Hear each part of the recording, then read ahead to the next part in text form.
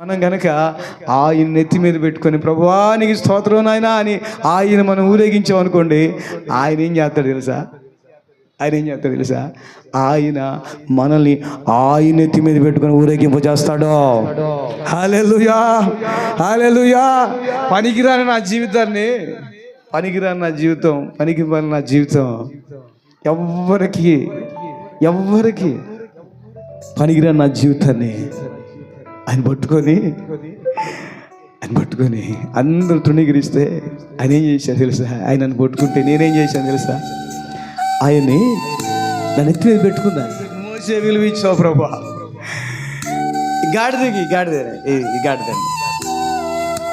తెలుసా? అడ్డగాడిదే. స్తోత్రం చెప్పండి. నిజంగా చెప్తున్నాను నేను, ఇది అడ్డగాడిదే. చెప్పిన పని చేసేది కాదు, అన్ని వ్యతిరేకమైన పనులే, అన్ని పనికి మాలిన పనులే, అన్ని అందరిని బాధ పెట్టే పనులే. ఈ అడ్డగాడిది మీదకి ఆయన ఎక్కాడు. స్తోత్రం కలుగుదు కాక. ఆయన ఎక్కితే ఈరోజు ఏం జరిగింది తెలుసా? ఏ అడ్డగాడిది వెళ్తుంటే ఆయన నెత్తి మీద పెట్టుకొని నేను ఊరేగుతుంటే ఆయన ఏం చేస్తాడు తెలుసా? నన్ను ఆయన భుజాల మీద ఎక్కించుకొని ఊరేగింపు చేస్తున్నాడు. హల్లెలూయా, హల్లెలూయా, హల్లెలూయా.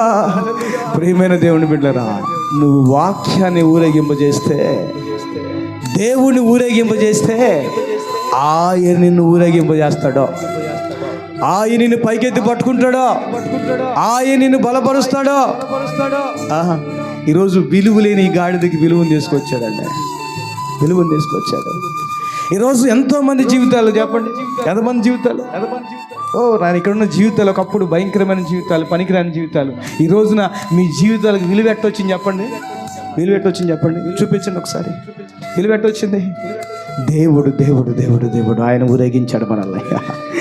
ఎప్పుడైతే దీన్ని పట్టుకున్నామో, ఎప్పుడైతే దీన్ని హత్తుకున్నామో, ఎప్పుడైతే దీన్ని ప్రేమించి మొదలుపెట్టామో, ఎప్పుడైతే ఆయన మాటని హత్తుకొట్టి మొదలుపెట్టామో, జీవితాలు మార్చబడ్డాయి, పరిస్థితులు మార్చబడ్డాయి, స్థితిగతులు మార్చబడ్డాయి. ఈ రోజున పనికి రాని వాళ్ళని పనికొచ్చే పాత్రలుగా మార్చాడు, పాపుల్ని పరిశుద్ధులుగా మార్చాడు.